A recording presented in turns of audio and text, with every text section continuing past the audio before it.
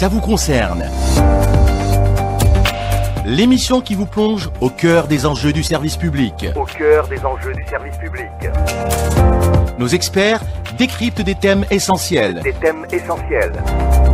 Des échanges enrichissants et des réponses à vos questions. Ça vous concerne, votre rendez-vous pour comprendre,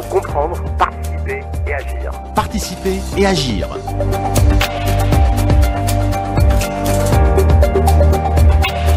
Il est 10h05 sur Alger 3. Madame, monsieur, bonjour et bienvenue à vous. Si vous venez de nous rejoindre, nous sommes ravis en tout cas de vous retrouver ce matin. Donc ça vous concerne, Hakim Ben Moussa à la réalisation et au micro Nahla Bekralas. On est ensemble jusqu'à 11h et en direct sur Alger 3. Et on est le mardi 10 juin 2025. Il fait beau ce matin, il fait chaud et même très chaud par endroits. 44 degrés ce matin à Ain Salah. Le mercure ne cessera de grimper désormais ces 3 prochains mois. Et avec, grimpera également notre consommation en électricité. La saison des climatiseurs tournant à plein régime jour comme nuit est déclarée ouverte. Se déroulera-t-elle sans perturbation et sans délestage? Nous poserons justement la question à la directrice de la communication de Sonelgaz, Madame Zohra Merzougui, présente avec nous dans les studios d'Alger 3. Et puis, une climatisation qui fonctionne en H24, ça a un coût. Et oui, la facture risque d'être bien salée à la fin de l'été. Nous comptons sur Monsieur Tahal Moussaoui qui est avec nous dans les studios d'Alger 3, directeur communication, formation et coopération à l'Agence nationale pour la promotion et la rationalisation de l'utilisation de l'énergie, l'APRU. Il sera là pour nous aider à consommer intelligemment. 10h07, ça vous concerne, vous revient, restez avec nous. Bienvenue sur Alger 3 encore une fois, il est 10h11, c'est votre émission Ça vous concerne, on est ensemble et en direct jusqu'à 11h. Bienvenue à nos invités, Madame Zohra Merzougui, directrice de la communication à la Sonelgaz. Bonjour Madame, merci d'être parmi nous ce matin. Bonjour à vous, bonjour à tous les auditeurs de la chaîne 3. Et Monsieur Tahal Moussaoui, directeur de la communication, formation et coopération à l'Agence pour la promotion, la rationalisation de l'utilisation de l'énergie, l'APRU. Bonjour mesdames, merci pour l'invitation et bonjour à tous les auditeurs. C'est nous qui vous remercions. Alors, je le disais tout à l'heure et on le ressent tous, il fait chaud et ce n'est que le début. Il va faire encore plus chaud, des épisodes caniculaires ne sont pas à écarter, tout comme des pics de consommation en électricité. Toutes les mesures ont été prises par la Sonelgaz, Madame Merzougui, pour parer à toute éventualité, toute perturbation. Qu'est-ce qui a été fait justement pour passer à un été tranquille, bien au frais chez soi? Inch'Allah, donc avant de parler de l'été 2025, donc ce qui a été prévu pour l'été 2025, il serait intéressant de revenir un peu sur l'été 2024 et l'été 2023 qui ont été absolument, donc qui ont été des expériences particulières. Qui ont mis le système électrique à l'épreuve, donc avec des températures jamais enregistrées auparavant. Donc nous avons connu des épisodes caniculaires qui ont touché pratiquement tous les pays du monde, pas seulement l'Algérie. Et en Algérie, donc, nous avons eu, comme je viens de le dire, donc, des épisodes caniculaires, des températures maximales qui ont pratiquement dépassé la moyenne de 41 degrés sur des périodes très longues, donc ça va de 7 à 10 jours pratiquement, avec qui se sont répétés tout au long de l'été, notamment les mois, fin du mois de juin, juillet et la mi-août. Et qui ont été suivis également, accompagnés de forts taux d'humidité, notamment dans les régions du nord. Oui. Donc, durant 2023, nous avons réussi à passer cette expérience. En 2024, Sonelgaz avait doublé d'efforts justement pour être au rendez-vous de l'été qui est pratiquement préparé chaque année. Donc, dans le cadre déjà du plan moyen terme de la Sonelgaz, mais aussi il y a des plans spéciaux annuels qui sont mis en place, qui sont suivis de près par le top management de Sonelgaz, donc à savoir le président directeur général de Sonelgaz, qui suit la mise en place et la mise en œuvre du plan d'action qui touche tous les segments du système électrique, à commencer par la production, le transport de l'électricité et la distribution de l'électricité. Donc, pour rappel, en 2025, nous avons enregistré un pic de consommation historique de 19 000, en 2024, pardon. En 2024, donc, nous avons enregistré un pic historique de 19 543 mégawatts la journée du 31 juillet. Donc, à noter également que durant déjà 2024, l'été 2024, nous avions dépassé le pic de 2023 15 fois durant l'été 2024, et c'est à partir de ces expériences, donc il y a cette évolution régulière d'année en année de la consommation qui de 2023 à 2024 était de plus de 4,5%, donc une augmentation de l'appel ou bien des besoins en énergie.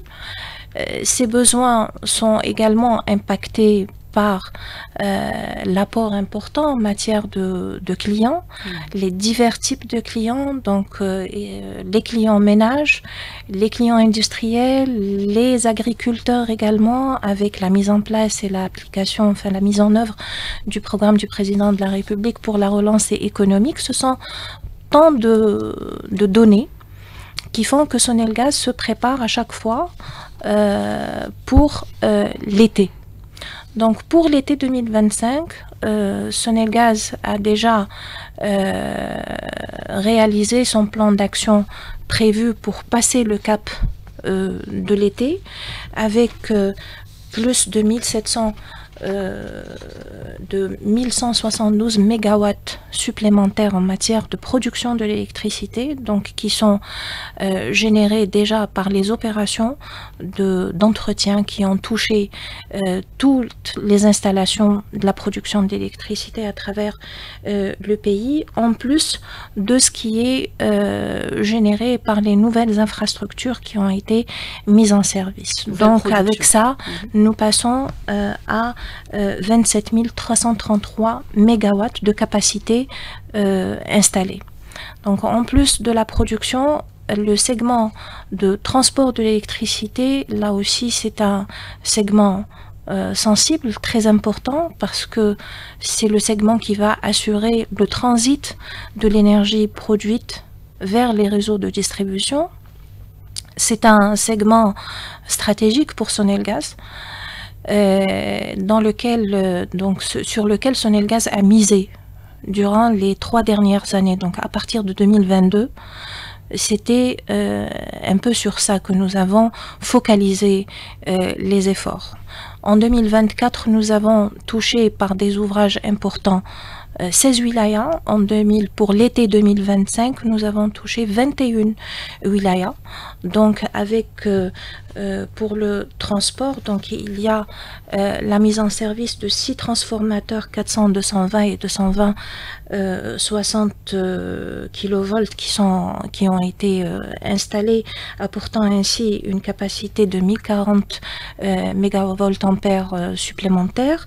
Il y a également l'installation de 6 stations haute tension et très haute tension qui assurent une plus-value de 480 MVA supplémentaires, auxquels se rajoute la réalisation de 36 lignes de haute tension et de très haute tension avec une longueur de 945 km. Donc ce qui va augmenter un peu l'efficacité, on va dire, et l'efficience des réseaux de transport. En matière de distribution, c'est le segment qui a connu le plus de réalisations durant les dernières années. Donc à partir de 2013, le réseau de distribution a été réhabilité et connaît des renforcements annuels. Pour l'exercice 2025, donc il y a eu l'installation de 622 nouveaux postes transformateurs NT-BT avec 2115 km de réseau de distribution. Donc c'est dire un peu en matière d'infrastructure, en matière d'ouvrage, c'est un peu ce qui est prêt pour l'été 2025. Maintenant, nous avons les réseaux du Grand Sud qui sont des réseaux particuliers. Donc, nous avons des centrales de production locales Donc là aussi, les réalisations en matière de réhabilitation des réseaux dans 10 localités du Grand Sud ont permis le renforcement de ce réseau pour assurer une meilleure desserte en énergie.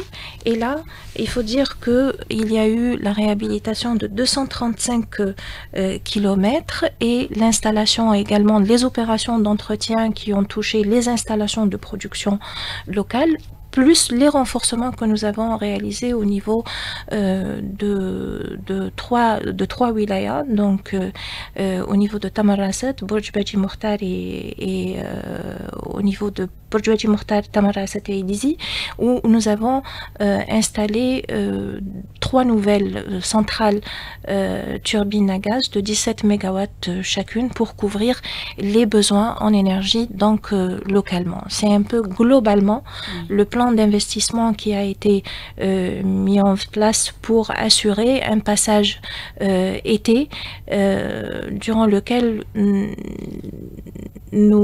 donc toutes les ressources humaines de Sonelgaz à travers ces différentes filiales sont mobilisées. Les équipes également, celles de Sonelgaz et celles des entreprises préqualifiées auprès de nos sociétés également ont été mobilisées pour assurer une qualité, une continuité de service qui soit digne des attentes de notre clientèle et des citoyens en général. Très bien. Alors, Madame Zouki, vous avez donné le chiffre de 27 333 MW donc, comme capacité de production pour cet été. Oui. Est-ce qu'on pourrait connaître notre consommation habituelle pour comprendre un peu, pour situer notre consommation et puis pour dire et rassurer aussi le consommateur algérien sur cette capacité qui est importante et qui couvrira largement donc, notre consommation? Donc, comparé à un pic de consommation ponctuel le 31 juillet 2024 qui était de 19 543 MW.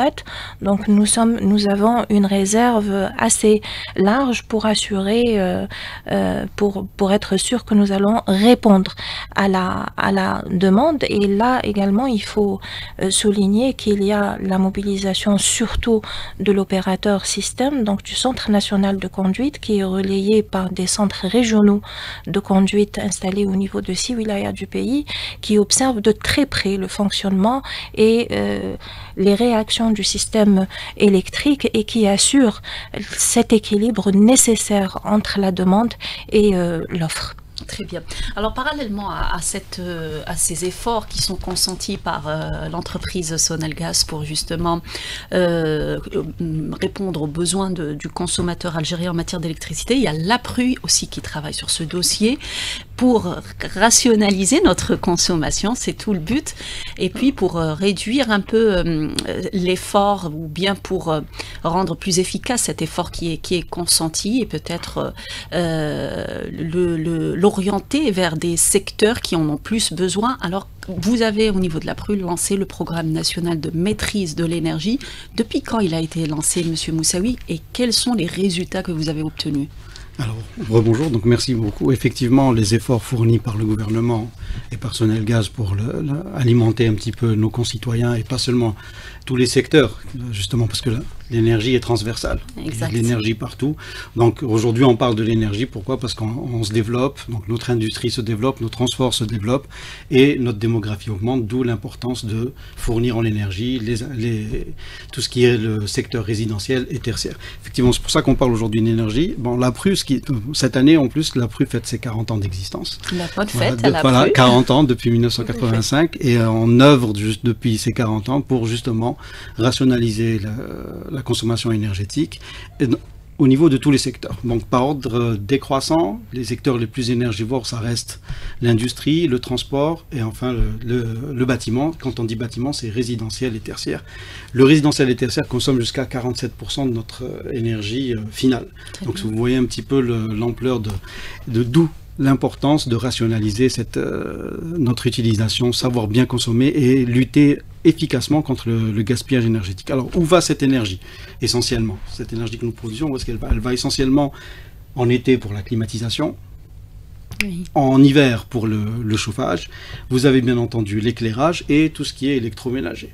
Donc, impacter, c'est-à-dire agir sur ce secteur-là est très très important pour réduire. Comme ça, tous les efforts que nous faisons en termes de production énergétique ne soient pas vains et qu'on n'arrive pas très rapidement à consommer tout ce que nous produisons. Il faut quand même laisser quelques réserves justement de sécurité. Sinon là, les efforts seront à l'infini, hein, voilà. de production, toujours produire encore plus. Toujours production, toujours. Voilà.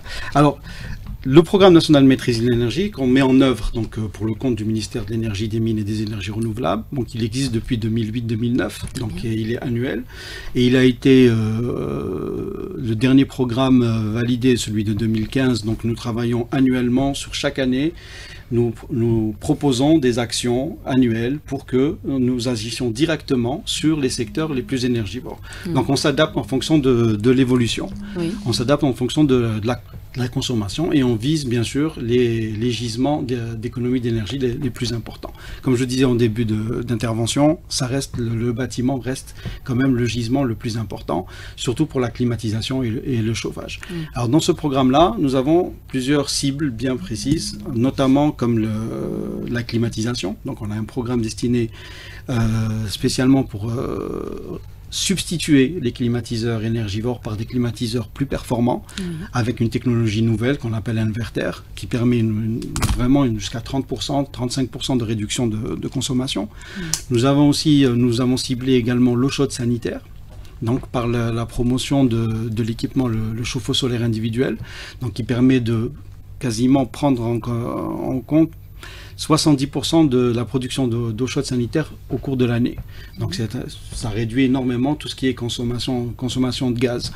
Nous ciblons également tout ce qui est équipement tertiaire avec la promotion d'isolation des toitures, notamment par ce qu'on appelle des techniques rapides à mettre en œuvre, comme le cool roofing, c'est-à-dire une peinture à faible absorption thermique, une peinture blanche en général qu'on va mettre sur les toitures pour qu'il y ait une réflexion directe de l'énergie. Nous avons aussi une promotion des pompes à chaleur, pour tout ce qui est équipement tertiaire également. Voilà, ça c'est des projets concrets qui sont en œuvre et pour que tout le monde puisse bénéficier de cela, on a mis en place une plateforme, voilà, une plateforme numérique, parce que par les années passées, il fallait se déplacer, il fallait venir. Maintenant, avec la technologie, la numérisation, cette plateforme permet à tous les citoyens, ou entreprises, ou industries, ou collectivités locales, s'inscrire via la plateforme et pouvoir bénéficier de toutes ces aides du Programme national de maîtrise de l'énergie. Alors, à titre d'exemple... Alors, il y a la climatisation. Voilà, la climatisation. Donc, aller taper APRU, et puis là, on voit défiler les fenêtres. Exactement. Et on s'enregistre, il faut juste s'enregistrer, choisir le programme qui vous intéresse. Par exemple, vous voulez substituer votre climatiseur énergivore, vous vous inscrivez, vous avez les producteurs, les fournisseurs conventionnés avec l'APRU, parce qu'on a fait en préalable un travail préalable qui est la manifestation d'intérêt, c'est-à-dire tous les fournisseurs qui souhaitent travailler avec nous sur la base d'un cahier de charge bien établi pour choisir le bon équipement, qui soit bien efficace, etc., efficient. Donc vous avez ces fournisseurs sur la plateforme et vous choisissez votre type de climatiseur en termes de puissance et le fournisseur. Ensuite, on vous envoie un devis, vous le validez, on vous fixe un rendez-vous et on vient vous installer votre climatiseur. Très bien. Voilà. Alors le devis justement, vous reprenez le climatiseur donc qui est un peu défectueux et qui fonctionne plus, qui est très énergivore, et en contrepartie, le consommateur ne paye rien.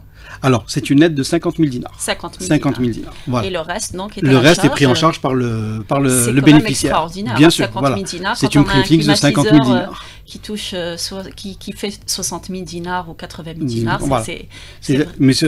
C'est surtout pour remplacer, substituer ces climatiseurs très énergivores par des climatiseurs avec une nouvelle technologie et qui réduit nettement la consommation. Comme vous le disiez en début d'émission, on va avoir beaucoup de pics de chaleur et la climatisation ne va pas s'arrêter. Donc avoir une technologie avec des thermostats qui régulent un petit peu la consommation va réduire considérablement notre consommation énergétique. Ah, vous en faites quoi des climatiseurs que vous récupérez? Ils seront détruits. D'accord. Voilà, donc pour éviter justement... Pour éviter la réutilisation. Bien sûr, oui, ils sont récupérés et détruits. Donc c'est avec les fournisseurs justement, et on est conventionné avec eux pour qu'ils récupèrent ces vieux climatiseurs énergivores et qui seront détruits par la suite. Alors vous avez permis à combien de foyers aujourd'hui de se doter de climatiseurs qui ne sont pas énergivores, efficaces? Alors à ce jour, alors sur la plateforme, parce qu'on a des chiffres journaliers, donc le projet vient d'être lancé, à ce jour nous avons déjà plus de 912 inscrits sur la plateforme pour le remplacement des climatiseurs. Très bien. Voilà. Donc notre objectif étant d'atteindre dépasser les 2000 climatiseurs. D'accord. Pour cette première opération. Et vous avez déjà commencé à installer, à récupérer? Alors ça, voilà, on a déjà commencé. On a déjà commencé, donc on va avoir les chiffres du nombre d'installations d'ici peu. Très bien, très bien. Ben, je vous propose de marquer une toute petite pause. Je rappelle que nous parlons ce matin de l'été et cette consommation qui se veut très importante en matière d'énergie, d'électricité. Nous avons en notre compagnie ce matin Madame Zohra Merzougui, qui est directrice de la communication à la Sonalgaz. Et puis nous parlons aussi d'efficacité énergétique, de rationalisation aussi en termes de consommation électrique. Nous avons Monsieur Tahar Moussaoui, qui est directeur de la communication, formation et coopération à l'APRU. 10h30 sur Alger 3. Restez avec nous, on vous revient.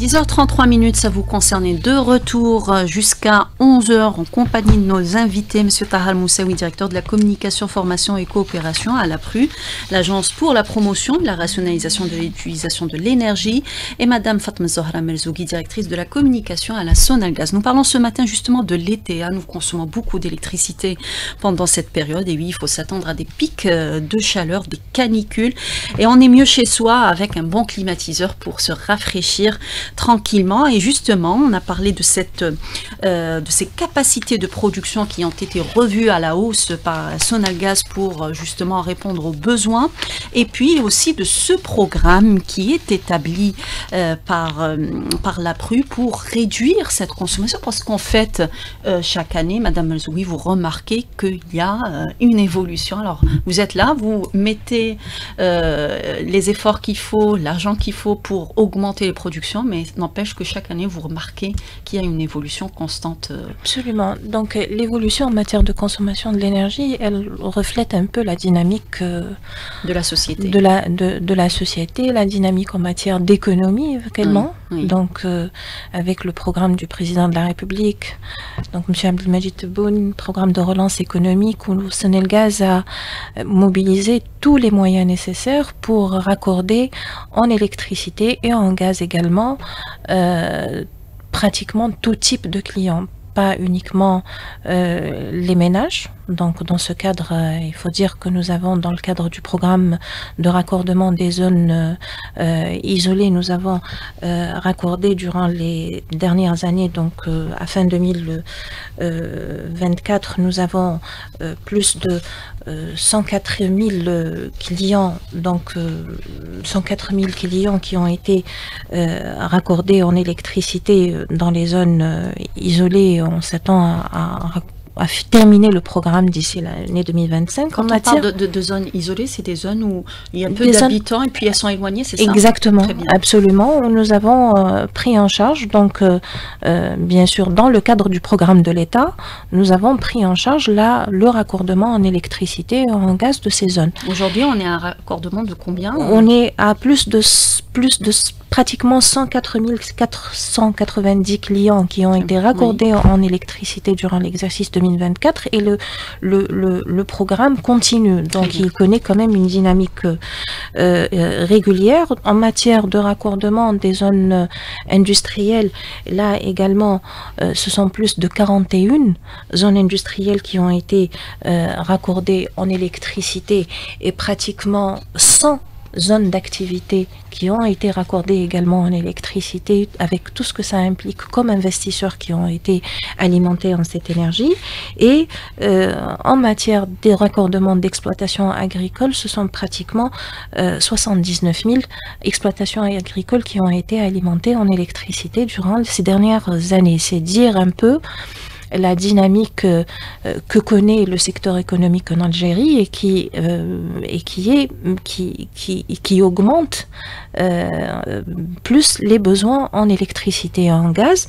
Et avec cela, également, donc il y a les programmes de raccordement de logements, donc des foyers en électricité. Donc c'est des programmes continus, que ce soit dans le cadre du programme d'État ou bien dans le cadre du raccordement de la clientèle nouvelle. Nous sommes aujourd'hui à plus de 12 millions de clients en électricité. Donc ce sont ces données en fait sur lesquelles nous nous basons pour prévoir chaque année et dans le cadre du plan moyen terme de prévoir le renforcement régulier de nos capacités, que ce soit en matière de production, de transport ou bien de distribution de l'électricité. Et là, permettez-moi juste de rebondir par rapport à ce qui vient d'être dit par Monsieur Moussaoui en matière de comportement, en matière de consommation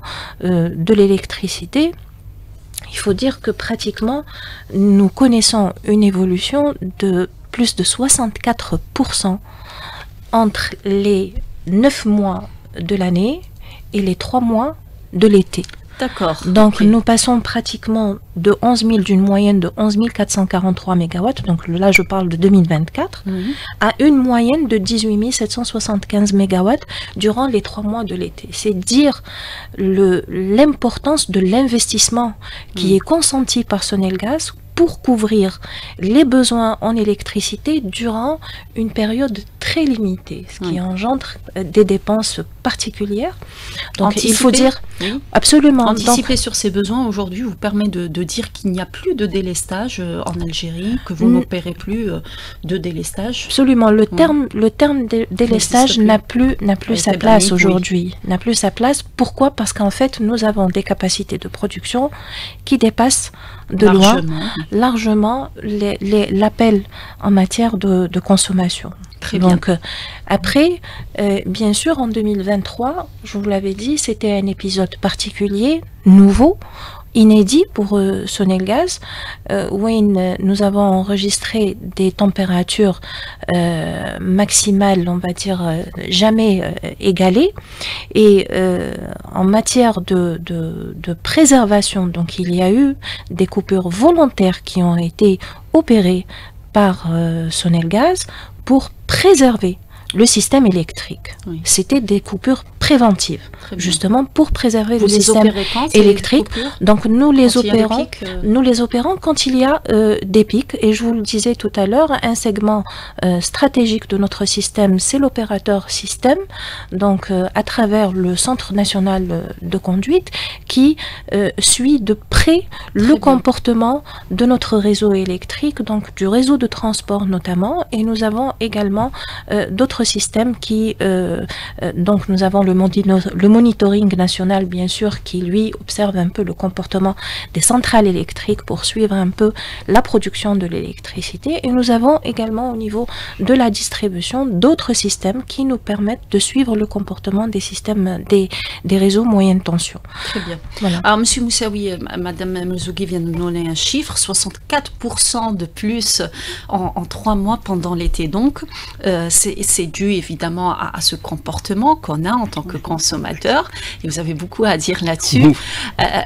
Des gestes vraiment qu'il faut aujourd'hui bannir complètement. Oui, effectivement. Alors justement, qu'est-ce qu'il faut faire, qu'est-ce qu'il faut adopter? Pour rebondir sur ce que vient de dire justement, il faut savoir, à partir d'une certaine année, on se focalisait essentiellement sur le chauffage en hiver parce que c'était les pics de consommation que nous avions. Oui. À partir d'une certaine année, si je ne me trompe pas, Madame me corrigera, 2008, on est passé à des pics de consommation en été. Oui. Donc il a fallu bien sûr s'adapter à ce changement de comportement. D'accord. Et donc on s'est focalisé beaucoup plus sur il reste que le chauffage consomme aussi énormément. Donc on a un programme de sensibilisation sur le chauffage en hiver et un gros programme de sensibilisation en été. Et là on essaie de toucher bien sûr l'ensemble de nos concitoyens. Ça va du grand public aux enfants, aux professionnels, etc. C'est-à-dire on essaie on va dire, ratisser large au niveau de tous les consommateurs. Alors, effectivement, il faut qu'on change nos habitudes. Oui. Aujourd'hui, on gaspille énormément d'énergie. il faut le dire, nos ressources en termes généraux, pas seulement l'énergie, mais nos ressources, on gaspille beaucoup de par notre comportement. L'aspect comportemental est extrêmement important. Pour ça que quasiment c'est des actions conjointes avec tout le secteur de l'énergie, donc toutes les agences, les entreprises de l'énergie activent justement pour que on essaie de changer nos comportements, et la PRU va dans ce sens avec des campagnes de sensibilisation bien précises.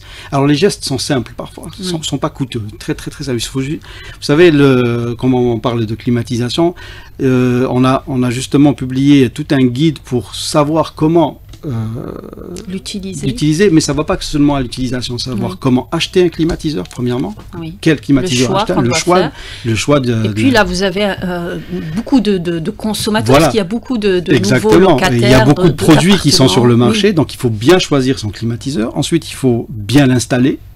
D'accord, il faut savoir l'installer, il ne s'installe pas n'importe comment, parce que parfois on trouve vraiment des climatiseurs installés au mauvais endroit. Quand on met, par exemple, la partie externe, pour parler communément, à côté d'une fenêtre, c'est-à-dire que la chaleur qui va être dégagée va automatiquement être réintroduite dans l'appartement.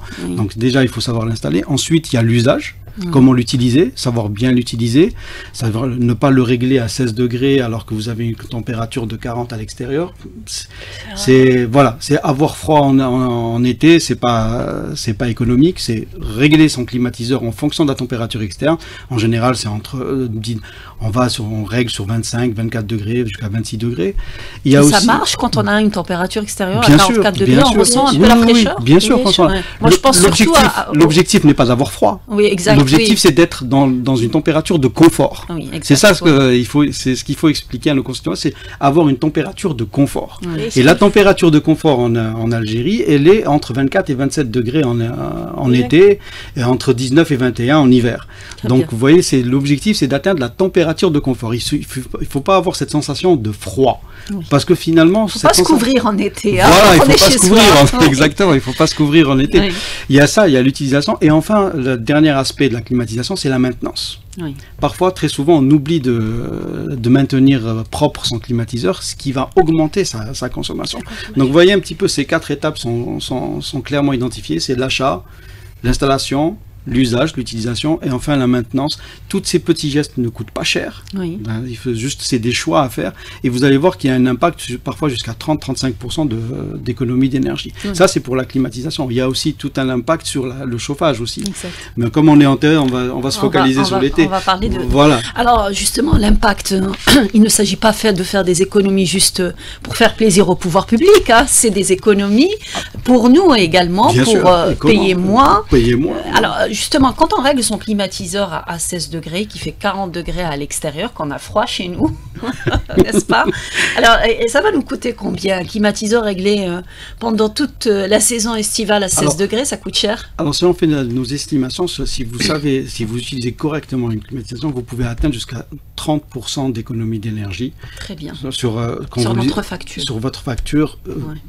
Climatisation, c'est-à-dire pour la climatisation. Maintenant, si vous conjuguez ça à d'autres petits gestes de tous les jours, qui sont par exemple éteindre les lumières là où on n'est pas. Très souvent, on allume, tous les appartements sont allumés, toutes les pièces sont éclairées alors que il n'y a aucune personne à l'intérieur. Vous avez aussi des petits gestes de veille, tout ce qui est les équipements qui sont en veille, qui consomment aussi. Tout ça, c'est très important. Vous avez aussi la cuisson, il y a aussi l'aspect cuisson, d'accord, c'est-à-dire ne pas mettre de casserole chaude dans le réfrigérateur, ce qui augmente sa consommation. N'oubliez pas que le deuxième poste le plus énergivore dans un appartement, c'est le réfrigérateur, parce qu'il est branché 24 sur 24, 7 jours sur 7, soit 365 jours sur 365, donc il est tout le monde alimenté quasiment tout le temps. Donc si vous ne savez pas l'utiliser, et surtout si vous c'est le même principe, c'est achat, installation, utilisation et maintenance. Finalement, faire preuve de bon sens. C'est faire preuve de bon sens. Donc tous ces petits gestes cumulés vont vous réduire énormément votre facture. Et pour en avoir fait l'expérience moi-même, je vous assure que ça réduit considérablement la facture énergétique de ménage et de facto de l'ensemble du pays. Très bien. Alors justement, à travers vos programmes que vous lancez, donc il y en a ceux qui sont à l'adresse des industriels, des ménages, beaucoup, donc vous l'avez dit, le remplacement des climatiseurs qui sont défectueux et énergivores. Quel est le but à terme? Est-ce que vous vous êtes fixé des objectifs en termes de réduction. Est-ce que ça commence à venir? Oui, ça commence à venir et l'objectif, c'est bien sûr, c'est de réduire à 10% notre consommation énergétique à l'horizon 2030-2035. C'est ça l'objectif principal, c'est de réduire de 10%.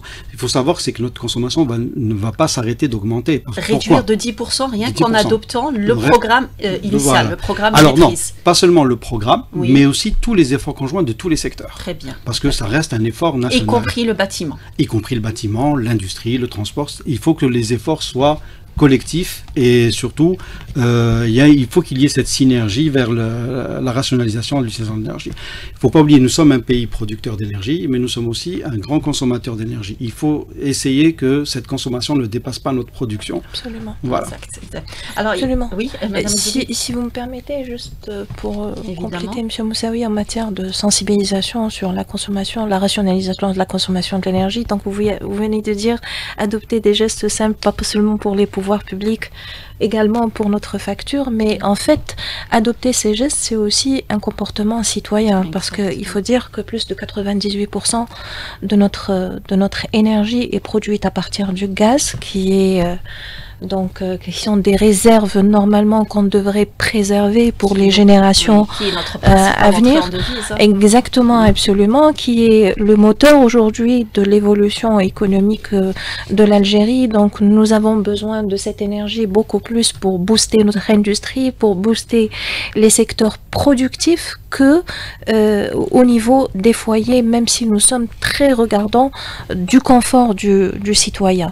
Mais c'est-à-dire comme on vient de le dire, les efforts conjugués de tout un chacun, donc des secteurs et des citoyens, devraient justement converger vers une rationalisation de la consommation de l'énergie. Et dans ce cadre, Sonelgaz a lancé le 19 mai dernier donc une campagne de sensibilisation sur la rationalisation, même si nous sommes une entreprise qui vend, qui produit, transporte et vend de l'électricité, que nous sommes, c'est-à-dire notre chiffre d'affaires, nous le faisons beaucoup plus sur la consommation de l'énergie, mais dans un élan de citoyenneté, nous avons lancé cette campagne pour contribuer aux efforts des différents secteurs et accompagner notre clientèle vers l'adoption de gestes simples qui vont leur permettre de maîtriser leur facture d'électricité et de gaz et de contribuer de façon efficace à cet élan et à la préservation de l'équilibre du système électrique. Très bien. Alors pourquoi on est beaucoup moins regardant sur notre consommation en électricité? Est-ce que c'est parce que ça coûte pas cher? Est-ce que c'est parce que c'est à notre portée? L'aisance économique fait qu'aujourd'hui on peut se permettre. Qu'est-ce qui fait? Est-ce qu'on a une réponse là-dessus? C'est un petit peu tout ça. C'est un petit peu tout ça conjugué. Vous savez, il y a une fois, il y a un professeur qui avait dit on ne perçoit pas le danger on ne perçoit le danger que quand il est là. Oui. Le problème avec l'énergie, notre consommation, que ce soit pas seulement l'énergie, les ressources en général, l'eau également par exemple, c'est-à-dire qu'on n'est pas conscient du gaspillage. Pourquoi? Parce qu'on a pour l'instant cette richesse qui est à disposition, et donc si on ne se rend pas compte, on rentre dans un comportement inadéquat par rapport au gaspillage. Donc effectivement, mais c'est pour ça que tous nos efforts conjugués de sensibilisation sont très importants, et sensibiliser par exemple les jeunes générations, surtout parce que c'est pour eux qu'on fait ça, c'est pour les jeunes générations, c'est pour leur futur, c'est pour préserver nos ressources, et il faut que eux soient sensibilisés. En général, les enfants ont un impact direct sur les parents aussi, donc voilà. C'est pour ça que vous les prenez pour cible dans vos campagnes de sensibilisation. On a un grand programme de sensibilisation pour les enfants, et on essaie de les sensibilisations via des ateliers ludiques, des petits guides. On a publié plusieurs guides à leur destinés spécialement pour les différentes tranches scolaires. Donc ça permet justement de sensibiliser et tout. Et comme vous le disiez, effectivement, notre comportement reste, il faut, comme Madame le disait, un peu d'éco-citoyenneté. Voilà. C'est pas, et quand je dis éco-citoyenneté, ce n'est pas juste le ménage, c'est pas l'individu. Il faut que je les comprenne. C'est-à-dire, quand je dis éco-citoyenneté, ça implique l'industriel, ça implique le petit commerçant, ça implique le chauffeur de taxi aussi, pour tout ce qui est consommation énergétique. Voilà. Il faut que tout le monde y mette mettre du sien pour pouvoir aller dans un seul sens. Alors justement, vous parlez de commerçants, vous faites bien de le signaler. Certains comportements de commerçants, vous le cessez de le rappeler à l'APRU, éteindre son réfrigérateur dans seulement les répercussions sur la santé. Et puis aussi, en termes d'énergie, n'est-ce pas, c'est plus important. C'est plus important. Oui, on consomme beaucoup plus. De combien on fait grimper sa consommation? Alors, bon, je n'ai pas les chiffres là. Oui. On n'avait pas prévu de parler de ça justement, mais on n'avait pas les chiffres. Voilà, à titre indicatif. Oui. Mais effectivement, bon, là, il y a aussi l'aspect, encore une fois, je parle encore, par exemple, les commerçants, surtout ceux qui ont la chaîne du froid, il faut toujours respecter la chaîne du froid. Oui. Donc ça, c'est la priorité santé est très très très importante. Il ne faut surtout pas éteindre son réfrigérateur, surtout pour les petits commerçants. Exact. Oui. D'accord. Mais il faut savoir choisir le réfrigérateur que vous achetez. Oui. Voilà. Ça, c'est très très très très important. Mais il faut savoir aussi ne pas trop le remplir pour ne pas qu'il surconsomme, savoir l'utiliser. Voilà, c'est toujours le même principe, achat, installation, utilisation, maintenance. Oui. Quand vous achetez un réfrigérateur et vous le mettez au fond de la pièce, dans un coin qui est surchargé, il va surconsommer. C'est des petits gestes très simples. Et ça, en général, nos concitoyens ne sont pas au courant de la mise en place de ces équipements. Très souvent, on les colle contre les murs alors qu'il faut qu'il y ait un espace d'aération, etc. Voilà. Conjugué à tout cela, on s'est focalisé énormément sur les équipements, mais il faut aussi se focaliser sur le bâtiment lui-même. Il ne faut pas oublier qu'un bâtiment bien isolé, avec des menuiseries performantes, réduit aussi la consommation énergétique. Il y a les équipements, mais aussi l'enveloppe du bâtiment qui est très très importante. Et ça aussi, on a beaucoup travaillé sur cet aspect-là. Très bien. Alors le diagnostic, est-ce qu'il est possible pour un consommateur de faire appel à vous pour un diagnostic, pour voir qu'est-ce qui fait que son logement soit énergivore, consomme beaucoup plus d'énergie malgré peut-être des efforts qu'il a fait? Alors oui, effectivement, bon, on n'a pas ce service directement avec le citoyen, effectivement, oui. Mais justement, on y travaille. Et on essaie de développer justement des petites applications, applications, soit pour nous permettre de le faire chez soi. Pour permettre aux gens de faire un petit peu. On a déjà des exercices, on a déjà fait ça pour le bâtiment, mais ça reste destiné aux professionnels. Donc on a développé un petit logiciel de bilan thermique pour les professionnels et on va essayer de vulgariser ça pour le grand public. Très bien. Alors l'industrie n'est pas en reste par rapport à cette réduction que vous visez.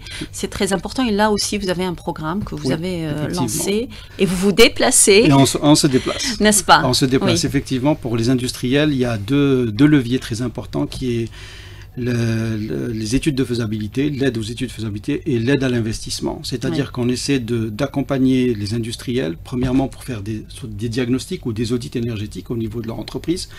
Donc il y a une aide substantielle pour cela. Parfois on le fait, c'est l'APRU qui se déplace pour le faire. Donc libre choix bien sûr à l'industriel de faire appel à un bureau d'études, mais l'APRU est toujours là pour les accompagner.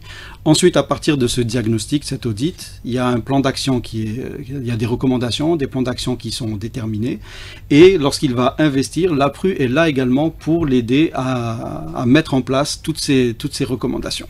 Très bien, donc c'est une contribution non seulement de compétences et puis financières que vous mettez à la disposition des industriels. Compétences, assistance technique et via le programme national de maîtrise de l'énergie, c'est-à-dire que le gouvernement engage une somme d'argent assez conséquente pour justement que les industriels puissent adopter les meilleurs concepts d'efficacité énergétique. On rappelle que les industriels consomment alors c'est le troisième consommateur en Algérie. C'est le troisième consommateur en Algérie. Très bien. Un dernier mot peut-être, Madame Melzougui, on arrive pratiquement au terme de cette émission, à la fin de cette émission. Donc un dernier mot, c'est juste pour dire que Sonegaz a pris toutes les dispositions nécessaires pour assurer une continuité, la continuité et la qualité de la desserte en énergie durant l'été 2025, Inch'Allah.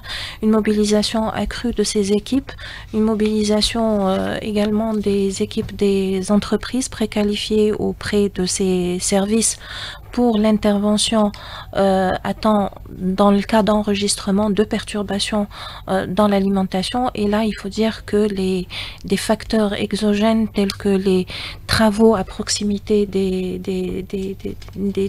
ouvrages, le vol d'équipements, que c'est un phénomène qui nous tracasse de plus en plus. Donc, nous enregistrons des cas de vol de transfo, des cas de vol de câbles, de différents équipements de l'électricité, pratiquement quotidiennement à travers les wilayas du pays. Ce sont un peu ces facteurs qui risquent de perturber, mais nos services sont là. Le Centre national de contact à travers le 3303 est mobilisé pour recevoir les appels de nos concitoyens 24 heures sur 24, 7 jours sur 7, avec une garantie d'intervention instantanée de nos équipes. Voilà, très bien, voilà qui est clair. Donc, les capacités sont là, reste à signaler évidemment toute perturbation et les équipes de Sonalgas sont là pour intervenir à tout moment.